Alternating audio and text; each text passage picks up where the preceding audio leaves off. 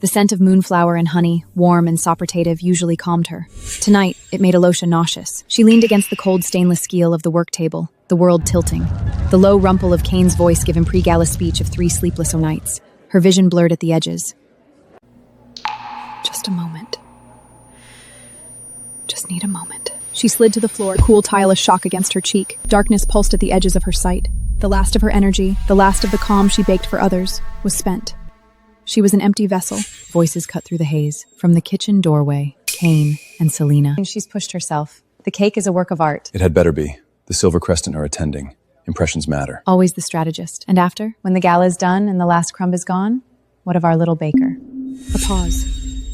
Elise, on the floor, stopped breathing. She served her purpose. The intensity of my need is stabilized. We have samples, notes. The pack alchemist can work from there. And if they can't replicate it, her gift is unique, Kane. Her gift is a risk. A human with that much potential, handle it cleanly. Her little secret ends with her. Selena's sigh was one of satisfaction. Practical. I knew you'd see reason. Sentiment is for weaker men. Their footsteps receded. In the dark, on the kitchen floor, Iane opened her eyes. There were no tears, no racing heart. Just a cold, vast quiet, as if the last ember inside her had finally guddled out. Handle it. Cleanly. The words were not a blow. They were a key, turning in a lock deep within her, opening a door to a room she'd always knew was there but had been afraid to enter. A room made of ice and resolve. Slowly, she pushed herself up. Her limbs moved with a strange, fluid certainty. She walked to the oven, the old, massive one that had been here when her grandmother ran this bakery. She pressed a hidden sequence on the beside the temperature dial. A soft click and a sign of small, shielded recorder blinked a steady red light. Recording. She pulled it out, her fingers steady. For 3 years, it had lived there, a silent witness. She had activated it remotely from her phone when she heard their footsteps, a habit born of paranoia, now proven to be the barest instinct for survival. She stared at the blinking light, then at the glorious, deceptive cake on the table. Her masterpiece. Her death sentence. A smile touched her lips. It felt forlorn, sharp. Okay, she thought, the only word in the vast, quiet cold of her mind. Okay. 3 years ago, he'd stood in this same bakery, but it had felt different. Warmer. His presence had sucked the air from the room. It's not a request, Elise. Kane had said, his voice a low, pleasant rumble that didn't match his eyes.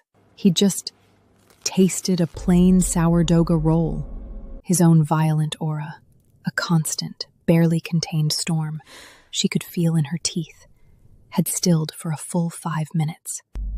The shock on his face had been priceless, then quickly masked by a predatory calculation.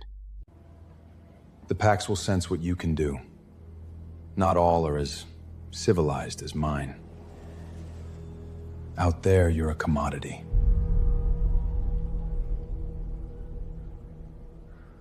She'd been clutching a rolling pin, her knuckles white. I've managed fine alone. I've messed.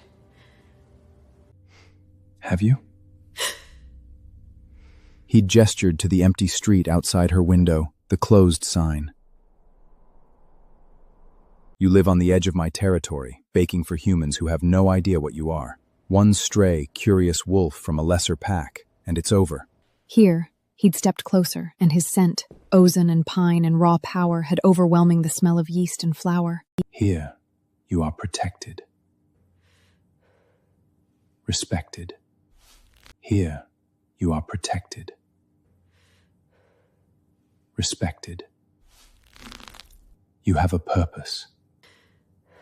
You can help my people. You can help me. It hadn't felt like a choice. It had felt like a landslide. The memory evaporated as Selena's elbow, accidentally graceful, caught the ceramic bowl on the edge of the table. It sailed through the air in a slow, tragic arc and shattered on the stone floor. Opalescence liquid, the product of a weak, coaxing moonflower poppin to ferment under a specific phase of the moon, seeped into the grout. Oh, clumsy me! Selena's hand flew to her mouth, her eyes wide with feigned distress. Ella Boyce, I'm so sorry. It just slipped. Eloise stared at the puddle. Her last batch. The gala was in 2 days. Kane, who had been observing from the doorway, moved. He went to Selena, placing a comforting hand on her arm. It's all right. It was an accident. Don't upset yourself. He glanced at the ruin, then at Alessia, his expression shifting to mild reproach. You should be more careful where you leave things. Valuable resources require proper storage. Eloise felt the words like a physical slap. She should be more careful. Kane said, turning his attention back to Selena, his thumb stroking her arm. Just make more. You have time before the gala. Your time is for this, after all. He said it as if stating the obvious, the natural order of things. Your time is for this. Selena offered a sympathetic smile that didn't reach her eyes. Yes, don't fret, little baker. I'm sure you can whip up another batch. She let Kane lead her away, leaning into him. Alone in the kitchen, a voice knelt. She didn't try to salvage the liquid. She picked up the sharpest shard of the bowl, her thumb testing its edge. The invoice for the moonflower poggin, exotic and ruinously expensive, flashed in her mind. An invoice she'd paid from her own long-deplouded savings. An invoice that had never been and would never be reimbursed. Her time, her money, Her gift. All for this. Her phone buzzed on the table. A message from Kane, now upstairs in his study. The glory cake needs to be exceptional. Something to showcase our pack's newfound strength and unity. The Silver Crescent will be watching. Impress them, and we'll talk about a formal junior associate position. A real place among us. She stared at the words. A real place among us.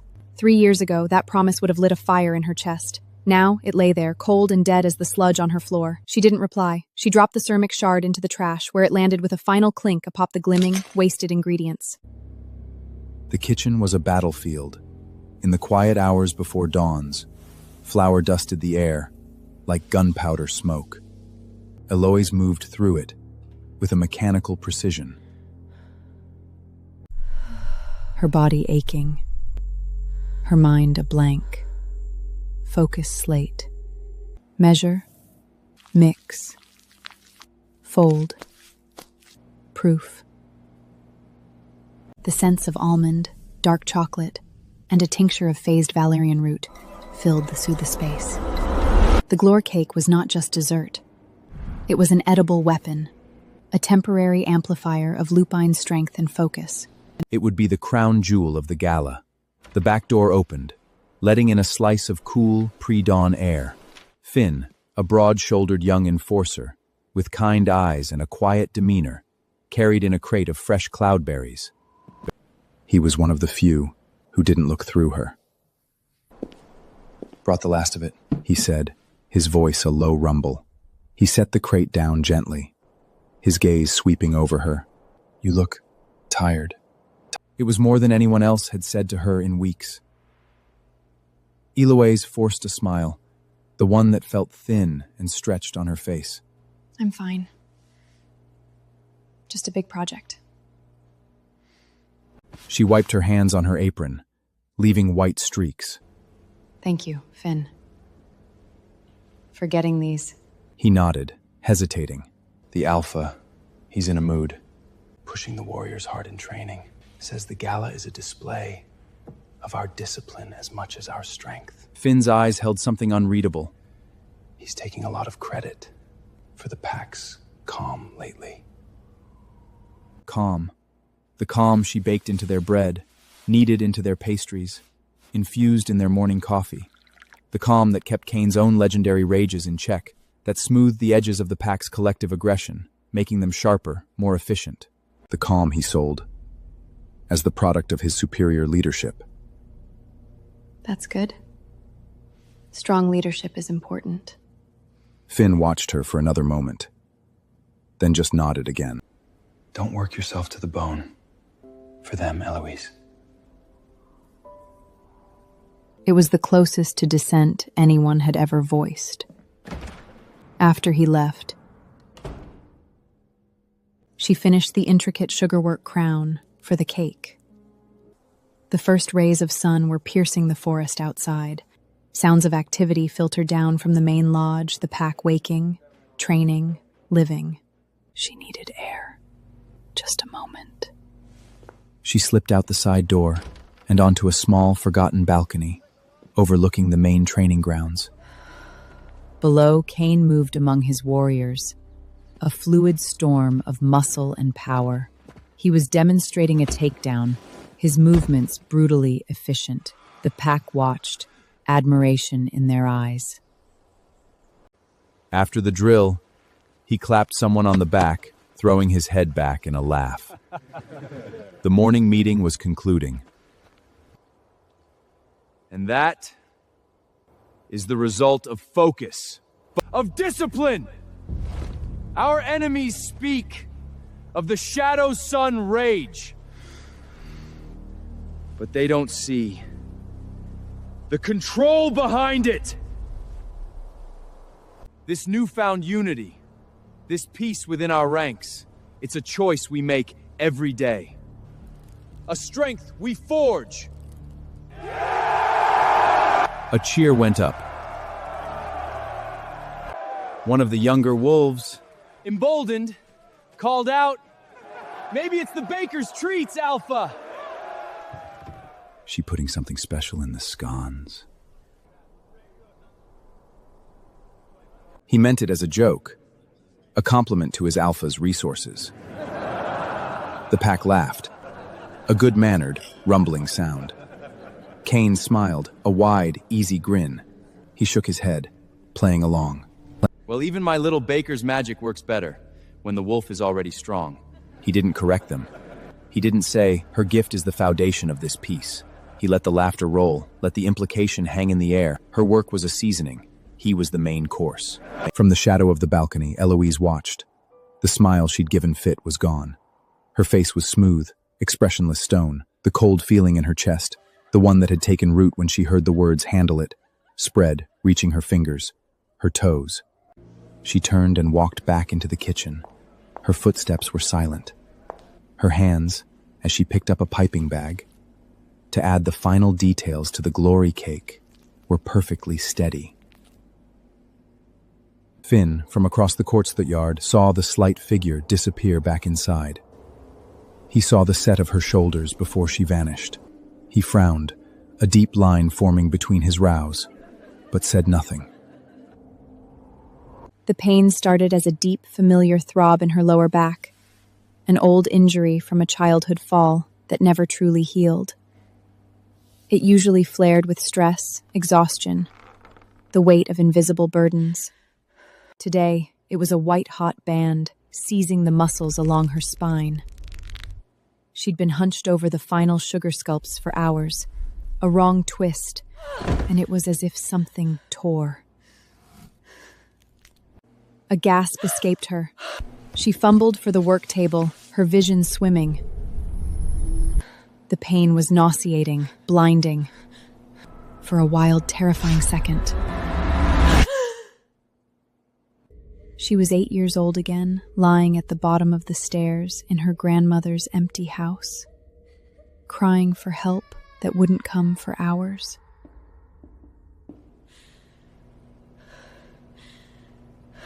Not now. Not today. The gala was tomorrow. Everything was balanced on a knife's edge. She needed to lie down, to stretch, to have someone press a heating pad against the knot. Her fingers, clumsy with pain, found her phone. She opened the messaging app. His name was at the top, Cain, the man who held her life in his hands, the man who had promised, once, in a moment of false tenderness, that she could come to him for anything. Her thumbs trembled as she typed, the message stark and vulnerable against the bright screen. My back. The old injury. It's bad. Can you come? I can't move well. She sent it. The silence of the kitchen echoed. The clock on the wall ticked. 1 minute. 1 minute. 2. 5. The pain was a relentless wave. She slid down the cabinet to sit on the floor. Her forehead pressed against her knees, breathing in shallow hitches. A buzz. Her heart lurched. She grabbed the phone. In a strategy session with Selena, it's critical. Ask Finn for the med kit. The words were like a dash of of cold water. Ask Finn. Not I'm sending Finn. Not I'll be there soon, just ask Finn. The screen went dark. Then it lit up again. A notification from the pack's general social feed. Selena had posted. Elisa's thumb moved on its own, tapping the notification. A photo filled her screen. Kane and Selena, heads bent over a map spread on his large oak desk. The afternoon light from the window haloed them. Selena was pointing to something, her expression intense, focused. Kane was powerful, his brow fuddled in that way that meant he was deeply engaged.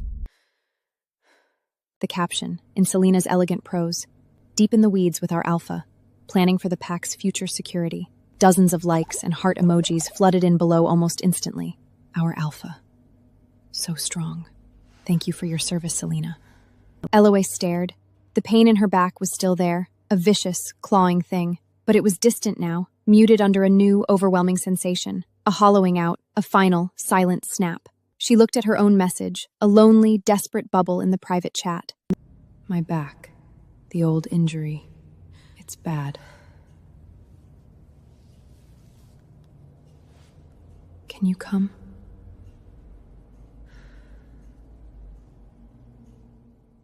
And below it, his reply, in a strategy session with Selena. It's critical. Ask Finn for the med kit. And above it, the public celebration of their critical, weighty, important session. She didn't cry. Her eyes were dry as stone. Slowly, she pushed herself up, using the counter. The pain shrieked, but it was outside of her. She opened the chat window with Kane. She looked at her message, at his reply. Her finger hovered over the screen. Then, with a tap so deliberate it felt ceremonial, she deleted her message. The little bubble vanished, as if it had never been, as if the pain, the need, the pathetic plea had never existed. She stood in the silent kitchen. The only sound her own steady, last fragile thread, the one she hadn't even known she was still clinging to, had just dissolved into air. She was done.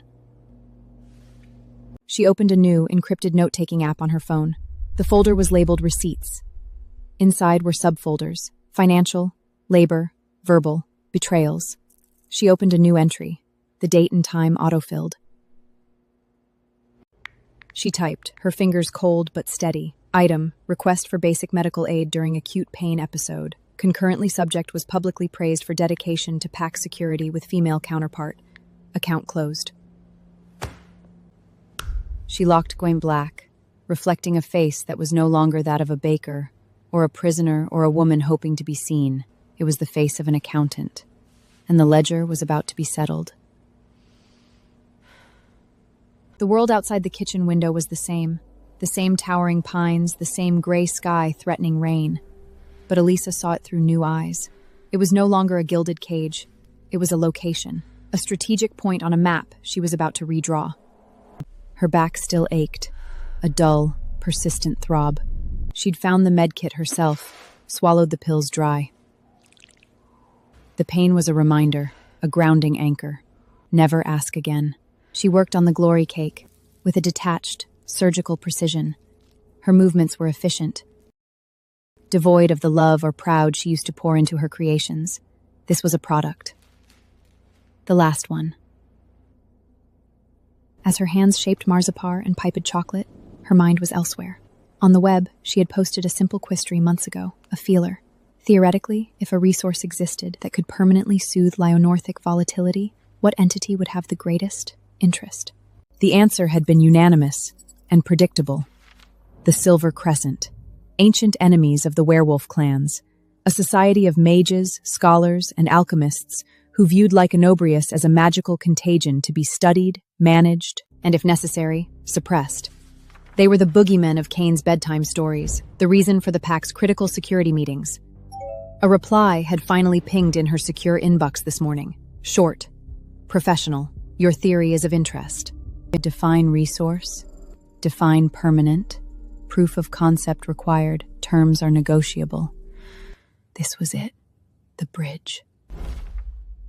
The one Kane thought she'd never dare cross, let alone burn.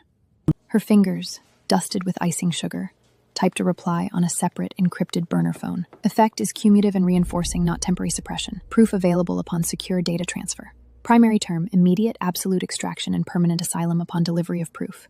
Secondary, exclusive licensing agreement, treachery, public announcement of association. She hit send. The message vanished into the digital void. There was no going back. The kitchen door swung open. He filled the doorway, his presence an immediate pressure change. He surveyed her work, the near-complete glory cake, and a look of genuine approval crossed his face. It was the look he gave a finely tuned engine, or a well-crafted sword. Remarkable, Eloise. He said, his voice a warm baritone meant to soothe. He approached, not touching the cake, but circling it. This will stun them. The Silver Crescent representatives won't know what hit them. He stopped in front of her, his gaze intense. I mean what I said. A performance like this, it changes things. A junior associate position. A real seat at the table. You'd be part of the pack, officially. The lie was so smooth, so practiced. He was painting a picture of a future he'd already decided to burn. Handle it. Cleanly. Eloise looked up at him. She let her eyes soften, just a fraction. She let the ghost of the old hope flicker in her gaze. The hope that had died screaming on the kitchen floor last night flicker in her glaze.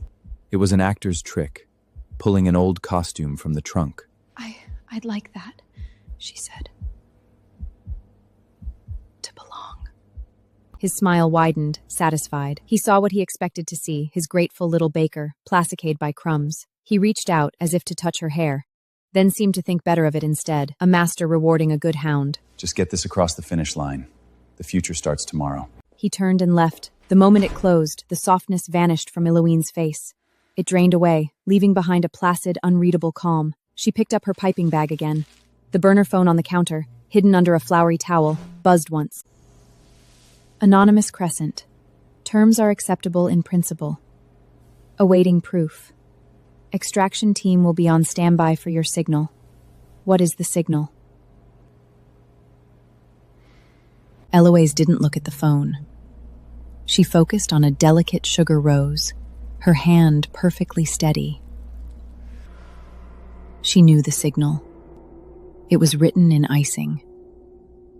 At the very top of the glory cake, in tiny, elegant script that only someone looking for it would see. It was the time of her presentation.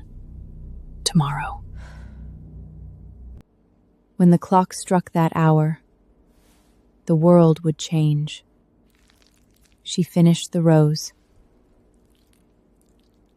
It was perfect. The grand hall was being transformed. Heavy oak tables were pushed against walls, draped in the pack's colors, silver and charquet. Crystal glasses caught the afternoon light, waiting to be filled. It was a hive of controlled chaos, and in the center of it, holding a pitboard and looking effortlessly commanding, was Selena. Kane was with her, listening as she pointed out seating arrangements. The Silver Crescent delegation here, flanked by our senior warriors. A show of respect, but also strength. Perfect. A casual, possessive gesture. Eloise entered, carrying a box of specialty serving platters. She kept her eyes down, a moving part of the scenery. Elian, just the person. Come, tell me, do you think the petit spot should be arranged by flavor or by color? I'm thinking color provides a more cohesive visual narrative for the buffet. It was a question designed to be trivial, to highlight Eloise's place in the hierarchy of important things. The baker worried about color patterns. Color is fine. Color it is. See? Practical. Kane caught her hand, gave it a slight squeeze. A private smile passed between them. Eloise set the box down. The interaction was a performance, and she was the intended audience. She met Selena's gaze for a brief second. The woman's eyes held a cool, glaring amusement. Later, in a dimly lit corridor away from the main bustle, Selena intercepted her. Eloine was taking empty boxes back to storage. A moment, little baker. Selena said, her voice its public sweetness, becoming smooth and cold as polished stone. Eloine stopped, holding the boxes. Selena didn't bother with preantal. The cake looks adequate, a fitting swan song. She tilted her head, a predator examining curious prey. I assume you've packed your little things? After tomorrow, I doubt Kane will have much use for you. The alchemists are making progress, you see. Your unique gift won't be unique for much longer. Eloise said nothing. She just watched. Oh, don't look so grim. You had a good run. A human, playing house with wolves. But every pet has its day. The cage door will be open. Do try to leave quietly. It's undignified to have to be put down. The words hung in the air, cruel and final. They matched, almost verbally, the conversation Elisha had heard from the kitchen floor. Slowly, carefully, Elizin shifted the boxes in her arms. With her thumb, hidden by the cardboard, she pressed a button on the side of her phone in her apron pocket. A single, silent vibration confirmed it. Are you Her finished? voice devoid of all emotion. It wasn't a challenge. It was a genuine inquiry. Selena blinked, the smirk falting for a nanosecond. The lack of fear, of tears, of any reaction at all, was clearly not the expected outcome. It unsettled Excuse her. me? With your speech? Is that all? A flash of irritation crossed Selena's forehead features. You're even duller than I thought. Just get out of my sight, and do try not to embarrass us tomorrow. Eloane nodded once, a small, precise movement. Thank you for the clarity. She turned and walked down the corridor, the boxes in her arms. In her pocket, her thumb pressed the button on her phone again. The recording stopped. Back in the kitchen, Kane found her. He was frowning slightly. Selena said you seemed off, stressed. Is everything all right with the preparations? His tone was one of mild, paternalistic concern, the alpha checking on his asset. Eloise was weighing flour. She didn't look up. Everything is on schedule. You know you can talk to me, Elise. He took a step closer, his presence imposing. The gala is important for all of us.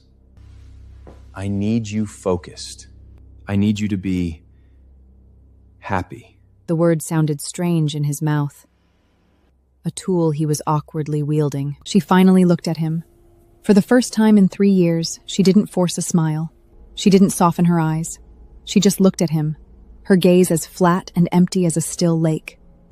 I'm fine, Kane. Just tired. She saw it then. A flicker of something in his eyes. Not concern. Not anger. Confusion. A faint, unsettled doubt. He opened his mouth, perhaps to press, to gaslight, to reassert the narrative, but she had already turned back to the flower, her movements methodical, final. The conversation was over. Kane stood there for a moment, the unspoken words dying on his tongue. Then, with a low, dismissive huff, he turned and left. The kitchen was quiet again, save for the sound of sifting flour. A fine, white dust. Dust settled on everything, like ash. Silence. The kind of silence that was a living thing, thick and heavy in the pre-dawn dark. The glory cake stood in the center of the kitchen, under a shroud of gauze, a ghost of itself. Every tool was cleaned and put away. Every surface shone. It was the calm before the storm, and Elise stood in the ire of it. She moved to the small bathroom off the kitchen, the one only she used. She flipped on the light. The woman in the mirror was a stranger, pale, with shadows like bruises, under eyes that held no light. Her hands, usually dusted with flour, were clean, the nails short and practical. She looked emptied out. For 3 years, she had poured herself into this place, into him, into the desperate, quiet hope of belonging. She had kneaded her loneliness into dough, baked her fear into loaves, iced her longing onto petite face. And for what? To be a secret. A convenience. A problem to be handled. Her breath hitched, a sharp, involuntary sound in the silent room. Her chest tightened. The enormity of it all. The betrayal. The wasted years. The terrifying leap she was about to take rose up like a wave, threatening to crack the icy calm that had encased her since she'd heard those words on the floor. Her knuckles turned white where she gripped the edge of the sink. She stared into her own eyes. A tremor started in her lower lip. No. The thought was a bullet, clean and sharp. No. She would not break now. Not here.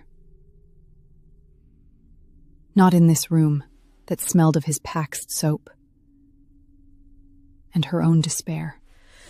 She leaned forward, turning on the cold tap with a savage twist. She cupped the icy water and splashed it onto her face. Once, twice, 3 times. The shock of it was a physical slap. She gasped, water dripping from her chin, her nose, her eyelashes. She looked up again. The tremor was gone. The eyes in the mirror were still shadowed, still tired, but the void in them had been replaced by something else. Something hard and clear and unforgiving like the blade of a knife. The last of the fog, the last of the hope, the last of the girl who believed in belonging had been washed away. She dried her face with a rough towel. The action was brisk, final.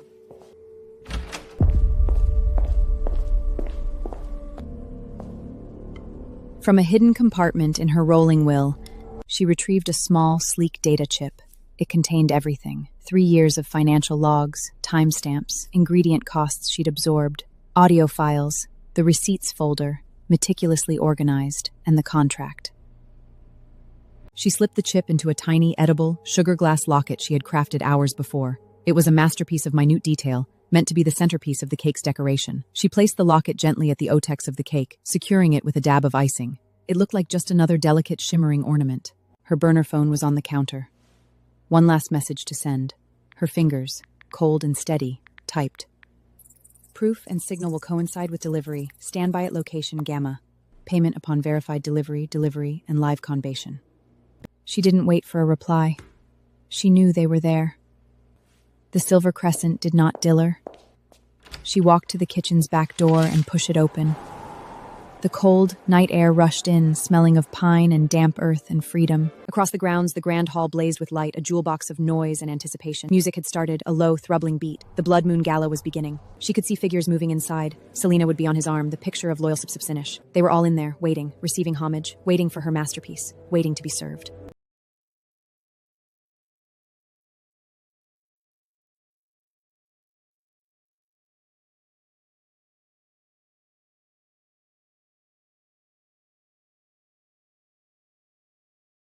Eloise took a deep, slow breath. The cold air filled her lungs, sharp and clean. She let the door swing shut, cutting off the view. She turned and walked to the cake. She placed her hands on the stainless steel trawler that would carry it to its destination, her voice a quiet, solid thing in the silence. All right. Let's serve dinner.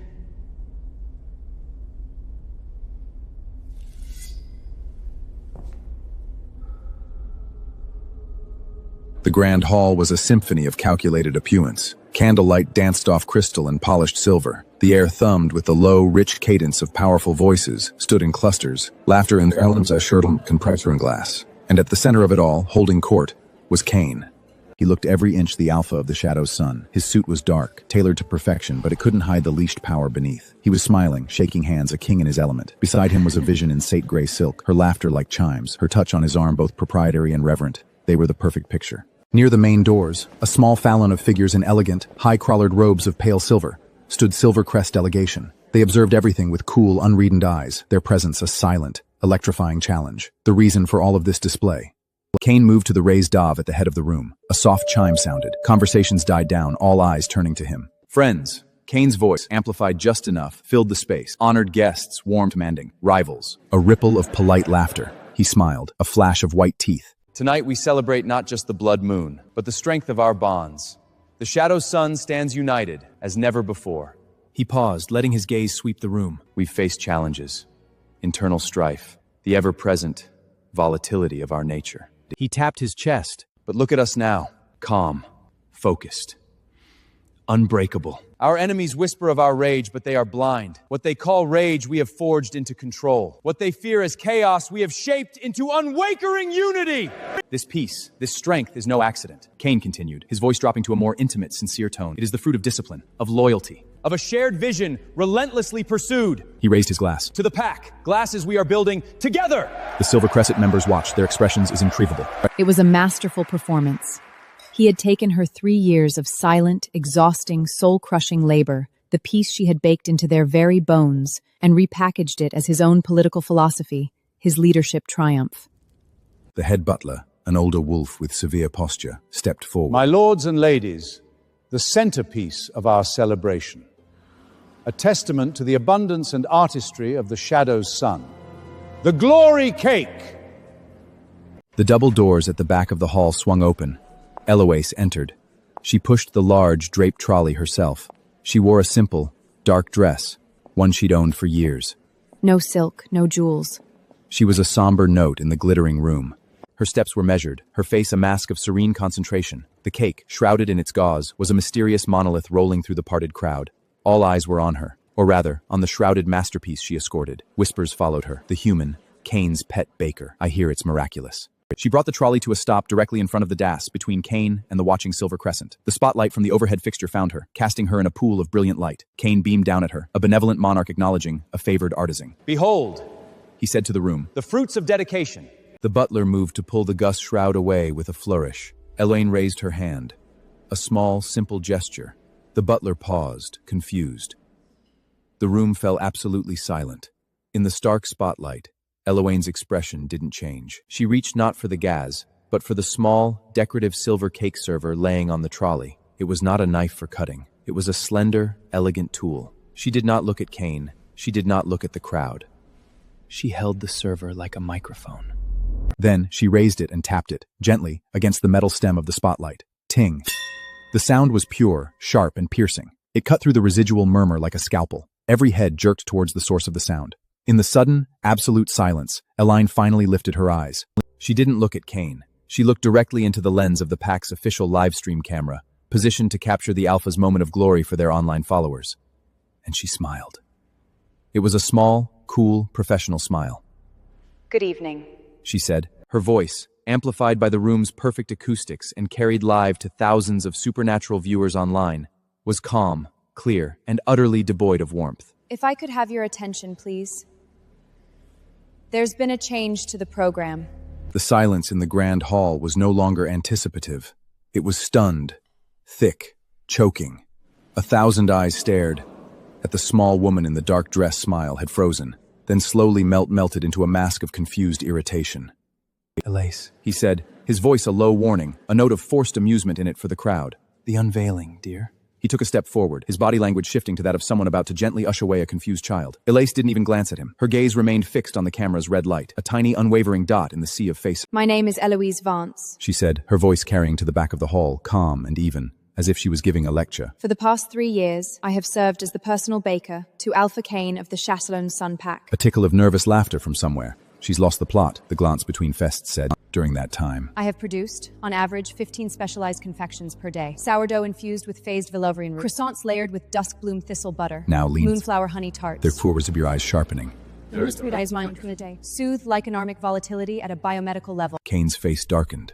That's enough. He growled, the Alpha command entering his voice. 2 of his senior warriors, Finn among them, started moving through the crowd towards the dock. You're tired. The stress of the gala. Elish spoke over him. Her voice never rising. Alpha Kane has just given a speech, praising the Pack's newfound calm and unity. He attributed it to his leadership, to discipline. She paused, collecting the words through the room. This is a lie. Kane's warriors picked up their pace. The piece he sells you, Her finger touching a small, concealed button on the trolley, was baked by me. A hidden speaker in the Troy's boss crackled to life. And then, Kane's own voice, clear as day, filled the deathly silent hall. She served her purpose. The initial intensity of my need has stabilized. We have samples, notes. The Pack alchemists can work from there. And if they can't replicate it, her gift is unique, Kane. Her gift is a risk. A human with that much leverage. The recording ended. The silence that followed was atomic. You could have heard a pin drop in another country. Every face in the room was turned to Kane. His expression was a horrible tapestry of shock, rage, and dawning utter horror. Eloise looked at the silver crescent olibridation. She gave a small, polite nod. As proof of concept. Then she turned her attention to the crowd, to the live stream camera. Therefore, Her business, she said. my exclusive contract with the Shadows Sun Pack is hereby terminated, effective immediately.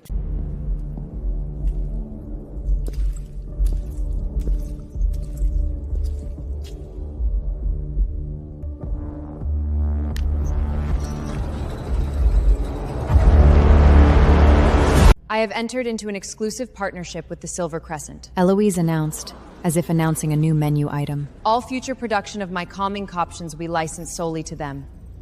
The Shadow Sun Pack's access is revoked. Permanently. Chaos erupted. Shouts of outrage, of betrayal, of disbelief. Kane was roaring, a pure animal sound of fury surging forward. But the Silver Crescent delegates moved as one. They didn't attack. They simply formed a calm, implacable wall of silver-robed figures between the desk and the trolley. Kane slammed up against it. Was not one. It was held, trembling with rage, as if by an invisible barrier. Eloise watched it all, unmoved. Then her eyes found Selena in the crowd. The woman looked triumphant amidst the chaos, a vicious hope in her eyes. He's ruined, and I'll be there to pick up the pieces. Cool, clear voice cut through the din once more, amplified by the speakers. Don't look so relieved, Na. She said. The use of the first name without title was a slap. Your bill is next. She tapped the remote again. The contract on the screen was replaced by a financial ledger. And a new audio file began to play. The image on the screen was a scanned, meticulous ledger, column after column of entries, in Oise's neat handwriting. Item 5 pounds moonflower pod, grade A. Market price, paid from personal savings, not reimbursed. Item 1 vial dusk bloom thistle essence. Market price $8,500, paid from personal savings, not reimbursed. 36 hours continuous labor glory cake preparation. Soup and summation among us, a verb horrible unfulfilled. The list went on, a damning, mondaine catalog of 3 years of financial exploitation. Murmurs of a different kind now, not just outrage, but unease, a dawning under scale. But Elise wasn't done. Her gaze was fixed on Selena, who had gone from triumphant to ashen. Selena has been a particularly vocal critic of my presence. Eloise said conversationally, as if discussing the weather. Championing pack purity. Questioning the Alpha's judgment in keeping a human. A dedicated traditionalist. She tapped the remote. A new audio file played. Selena's voice, but not the polished public one. This was colder, sharper, tinged with a casual malice. He's a useful tool, for now. Strong. A good figurehead. But vision? Strategy? Please. Once I'm Luna, the real work begins. The pack needs a firm hand, not just a strong arm. Kane is the door. I intend to be the house. The gasp this time was sharper. Kane, still held by the Silver Crescent's barrier, went very, very still. His head turned slowly toward Selena, his eyes wide with a betrayal that mirrored the one he was just experiencing. A firm hand. Interesting philosophy. Let's see it in practice. Another tap. Security camera footage, stive-tammed from 6 months prior, appeared on screen. It showed Selena, late at night, in the PAC's communications room. She was not sending inspirational messages. She was carefully, methodically doctoring mission reports, swapping names, inserting failures for certain warriors, crediting successes to her own loyalers. The footage was silent, but the intent was devastatingly clear. Elish narrated calmly. The incident at the Northern Ridge outpost, where Warrior Jax took the blame for the failed patrol and was demoted. The patrol route, it seems, was changed at the last minute. By you, Selena. A change that conveniently led Jack's team into an ambush. Jax, a burly wolf near the back of the hall, surged to his feet, his face a mask of fury. You!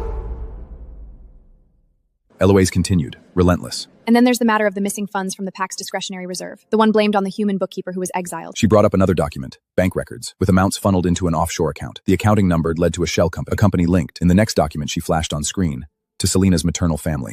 A firm hand. Elise repeated, her voice like ice. Firmly in the till. But the coup de grace was still to come. She let the room seethe for a moment, let the accusations fly towards the now trembling Selena. Then she played the final recording. It was a phone call. Selena's voice, hushed, urgent. Jasper, listen. The Shadow's son is a paper tiger. Kane is unstable, propped up by a human's pastry. My sources say the Silver Crescent is sniffing around. The Alliance is fragile. Your clan. You could have the Northern Territories. For a price. My price is the Luna seat and his advisor Roland's generous advisor Kane managed. Jasper, alpha of the Howling Crick Pack, the Shadow's son's most bitter rival. The room exploded. Not in shouts, but in a low, dangerous growl that seemed to emanate from every pack member at once. Selena was backing away, her hands up, her beautiful face twisted in panic. It's a forgery! A lie! She's a human with a grudge! She's manipulating you all! But no one was listening. The evidence was too clear, too voluminous. The ledger, the footage, the damning call. The perfect, poisonous picture of a traitor. Kane finally found his voice, but it wasn't directed at Elise. It was a gut word, broke fury and humane and redirected. She flinched as if struck, The look he gave her was one of pure, undeluded hatred. The partner, the confidants, the future Luna, revealed as a viper at his breast. Elaine watched Selena's social death with no satisfaction, only a distant, clinical acknowledgement. The woman's reputation, her influence, her future, all of it crumbled to dust in the space of 3 minutes. The pack closed ranks around her, not to protect, but to contain. Her allies had vanished. She stood alone in a tightening circle of hostile, betrayed faces.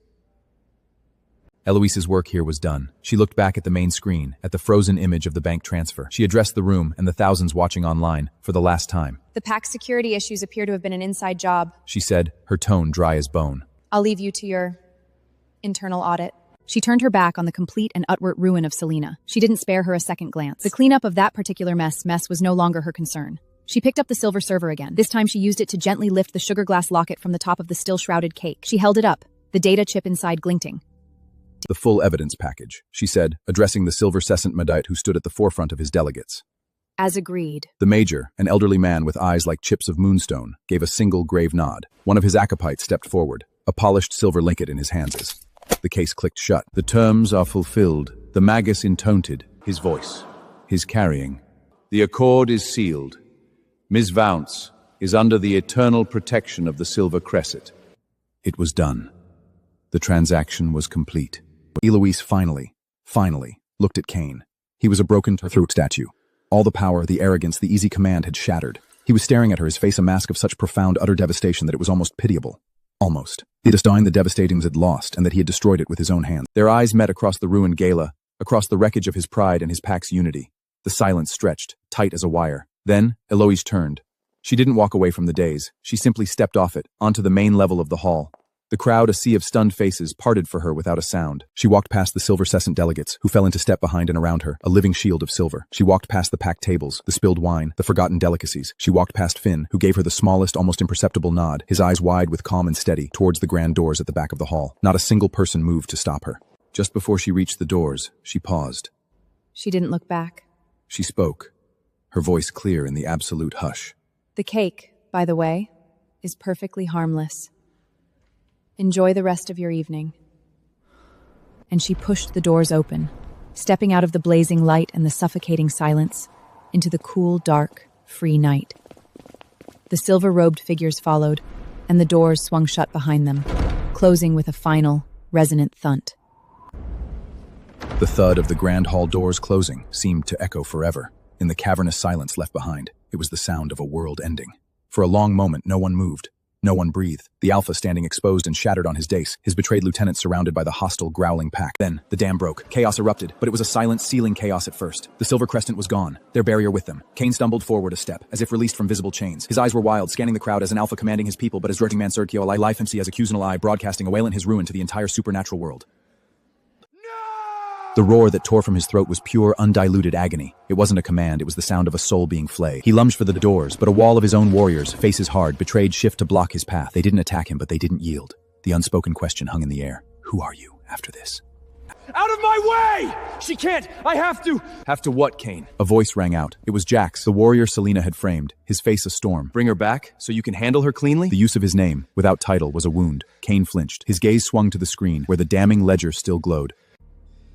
It's not... She twisted it! She doesn't understand the pressure, the responsibility. I was protecting her. Protecting all of you! His voice cracked, desperation seeping in. She's fragile. Human. She needs me. From the back of the hall, near the kitchen entrance, a new voice spoke. Finn. It was quiet, but it cut through the babble. She didn't look very fragile when she just dismantled you in front of 2 continents, Alpha. Kane's head whipped around. He'd seen the Finn's eyes, the daily injustices. Finn had been there. He'd said nothing, done nothing, but he'd seen. You. All of you! You ate her food! You enjoyed the peace! You benefited! And now you judge me? The Vealing the furious, frightened man beneath. You! His eyes landed on Selena, who was being held roughly by 2 senior warriors. All the fury redirect. You're scheming! You poison! Selena, pale and trembling, found a shred of defiance. My doing! She shrieked, a harsh, broken sound.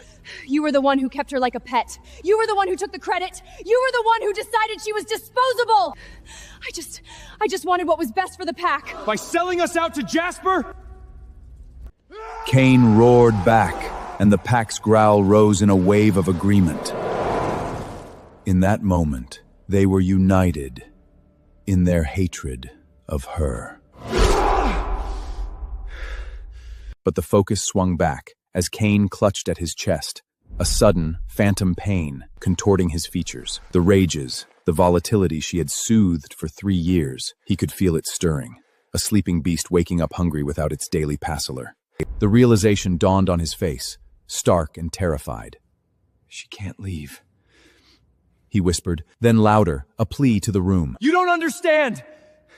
Without her, my control, the pack's stability, it was her. It was always her!" He was admitting now, in the worst possible way, confirming every damning word Elise had said. "The pack needs her!" He looked back at the doors as if he could see through them. His voice dropped to a raw, broken thing, meant for her, though she was long gone. "Elise, please! I was wrong! I was blind! I'll give you anything! A seat on the council, half the territory! Just don't do this! Without you, I'll... He couldn't say it. The words "I'll die" were too pathetic, too true. The crowd watched, a mixture of horror, pity, and disgust on their faces. Their alpha was unraveling before them, begging for the human he'd exploited and planned to discard. In the midst of this, a soft ping sounded from the speaker system, a notification on the displayed contract screen. It was a live update from a supernatural financial network. A stark, silent, irretrievable period at the end of Alicia's sentence. Kane saw it. He read the number. His begging choked off, the last of the color drained from his face. It was over. Not just her leaving. She had been paid, handsomely, by his enemies. She wasn't just gone, she was gone and had been bought, and the receipt was being flashed to the world. The senior warriors exchanged looks. One, an older wolf named Gregor, stepped forward. His voice was heavy, grave. "Alpha Kane, the gala is over. The guests should be seen out. We have internal matters to discuss." The power in the loom had already shifted, bleeding away from the broken man on the floor. Kane didn't seem to hear him. He was staring at his hands. The hands that accepted her bread, that had signed the orders, that had pushed her away when she asked for help. A child robbed of a toy. She was supposed to be mine. Gregor gestured. The other warriors moved, not towards Kane, but to start the grim work of ushering out the stunned, whispering guests and dealing with Selena. The cleanup of the catastrophe had begun, and he was no longer in charge of it. On the floor, surrounded by the glittering wreckage of the Blood Moon Gala, Kane remained. The first familiar, terrifying prickles of the old, unsoothed rage began to itch beneath his skin. He wrapped his arms around himself, a hollow shell of a king in an empty court, and began to shake. Finn's message popped up on the screen of Elias's sleek, new tablet. She was in her Geneva lab, a sterile, beautiful space of white surfaces, gleaming equipment, and the warm, comforting smell of yeast and exotic spices. Sunlight streamed in through floor-to-ceiling windows overlooking a serene lake. It's done. The tribunal voted unanimously. Selena's titles are stripped, assets seized by the pack as restitution. She's been branded a kinslayer and oathbreaker, formal exile at sundown. Eloise read the message, her expression unchanged. She took a sip of herbal tea. A year ago, this news would have sent a lightning bolt of something through her. Vindication? Fury? Now, it was just data, a logical consequence.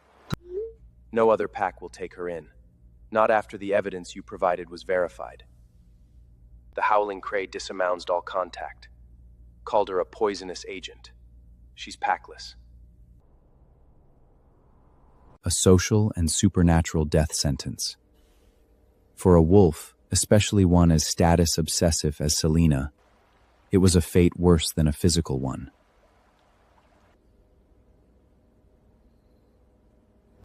Finn, Kieran saw her last week in Rotterdam.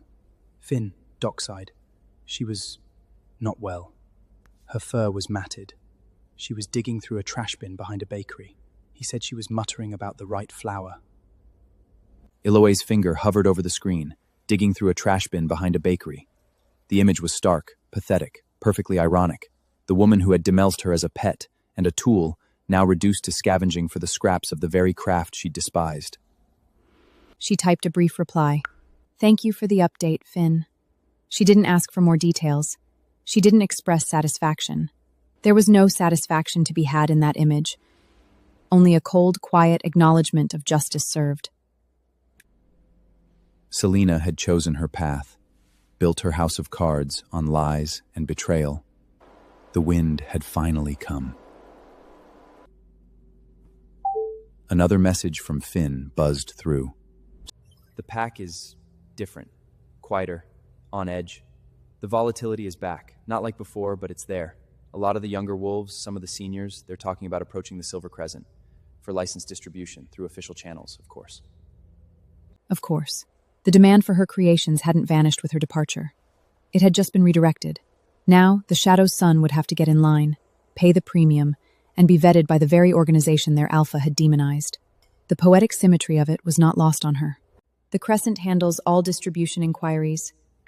My contact is Magus Aris. I've forwarded your information.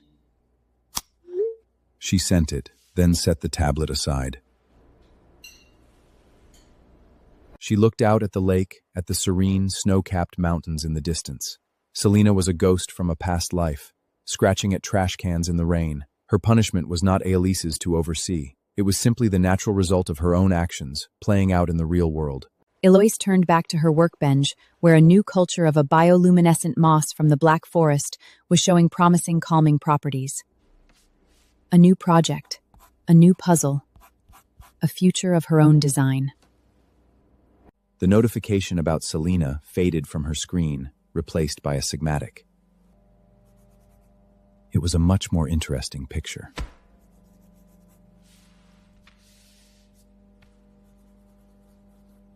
The old bakery wasn't a bakery anymore. It was a shrine to a ghost, and the ghost was furious.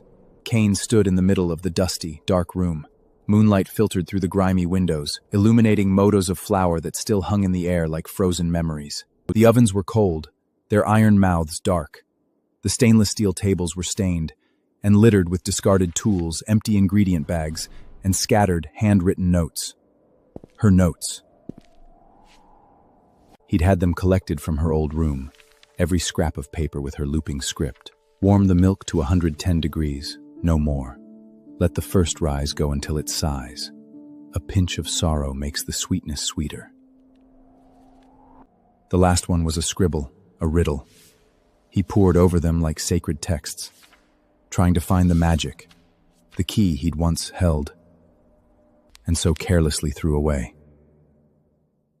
His hands were caked in a paste of flour and water, a failed attempt at a starter. It smelled of rot.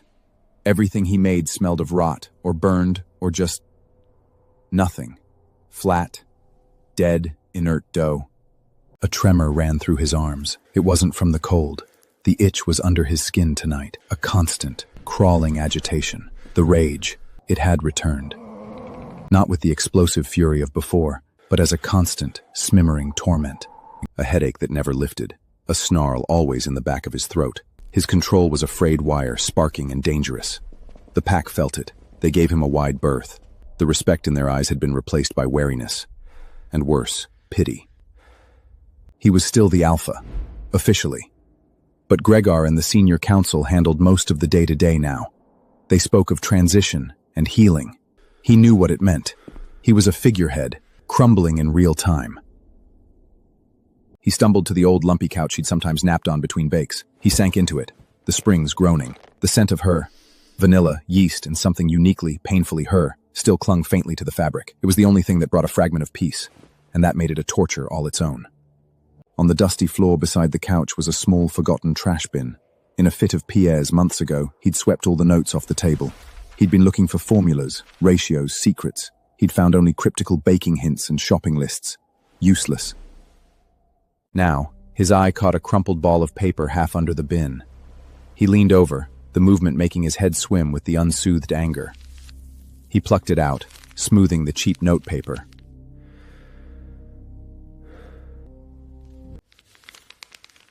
It wasn't a recipe.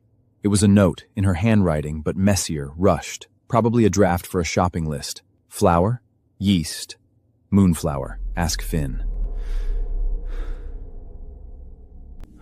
Eggs. Milk. Hope today is a calm day. The last line wasn't crossed over. It just sat there, at the bottom. It was so small.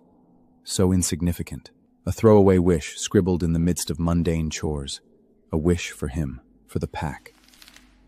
For the monster whose chaos she quietly, daily held it by so he could function, so they could all function. She had hoped for calm. For him. And he had given her threats. Exploitation. A death sentence murmured in a hallway. The tremor in his hands became a violent shake. The paper rattled. The itching under his skin swelled into a wave of heat, of self-loathing so profound it choked him. He saw it all, with a horrible crystalline clarity he'd been avoiding for a year as a man. Not as the alpha making hard choices, but a flower on her hands, and had tried to grind that miracle into dust for his own convenience. The dam broke. A sound tore from his throat, not a roar of anger, but a raw, ragged sob of utter agony. He crumpled the note in his fist, then pressed it to his forehead, as if he could push words, the memory, the truth back inside, away. But it was there. It would always be there. The ghost in the room wasn't her. It was him. The man he had been. The man who had everything and, with his own hands, crushed it into nothing. The sob turned into heaving, ugly cries that echoed in the empty, broken bakery. Outside, a lone wolf howled at the moon, a sound of pure, untamed loneliness. Inside, the alpha of the Shadow's sun wept into the dusty, flower-scented dark, completely and forever alone. The silence in Elise's lab was the rich, focused kind, broken only by the hum of a precision incubator and the soft tick-tick of a magnetic stirrer. Sunlight, clear and alpine sharp, poured across a spotless workbench, where she was adjusting the pH of a luminous blue mycelial culture. A soft chime announced a visitor. The door slid open with a sigh, revealed Finn. He looked different out of his warrior leathers. In dark jeans and a simple sweater, he seemed younger, less burdened. He held a cardboard carrier with 2 steaming paper cups. I come bearing a peace offering, He said, a tentative smile on his face. or a caffeine offering. I was told the Swiss take their coffee seriously, so I got the most complicated thing on the menu. I hope it's right. Eloy looked up, and a genuine, easy smile touched her lips. It was a different smile than any he'd seen in the old kitchen. It reached her eyes. A macchiato is always a safe bet. Thank you, Finn. She gestured to a sleek seating area by the window overlooking Lake Geneva. Come in. How was the journey? He handed her a cup and sat, his gaze taking in the lab, the gleaming equipment, the organized shelves of exotic botanicals, the view that looked like a postcard. This is not a bakery, It's a research and development atelier. She said, joining him. The baking happens in the controlled kitchen next door. Here, we isolate compounds, test efficacy, and develop stable, scalable production methods. The Silver Crescent is very thorough. And you're in charge, he stated, not asked. I'm the head artisan. She corrected gently. I lead the core development team. They have brilliant biochemists and mages, an instinct for it. We collaborate. Finn nodded slowly, sipping his coffee. You look good. Really good. I feel good. And it was the simple truth. The weight that had bowed her shoulders was gone. Her posture was straight, her movements calm and deliberate. It's peaceful here. The work is challenging, on my own terms. No one tries to take credit for my sourdough. A faint, pained smile crossed Finn's face. Yeah, about that. He set his cup down. I'm not here just for a social call, though God knows you deserve 100 social calls with people who aren't from there. The pack, what's left of it, they sent me. As an emissary, I guess. Eloise's expression didn't change, but a subtle wall went up behind her eyes, a polite, professional distance. I assumed. The Crescent forwarded your inquiry. You're seeking a licensed supply agreement? We are. The volatility, it's back. Not as bad as the old days, but bad enough. People are on edge. Fights break out over nothing. The council is struggling to maintain order. Gregor is basically running things. He hesitated. Kane isn't well.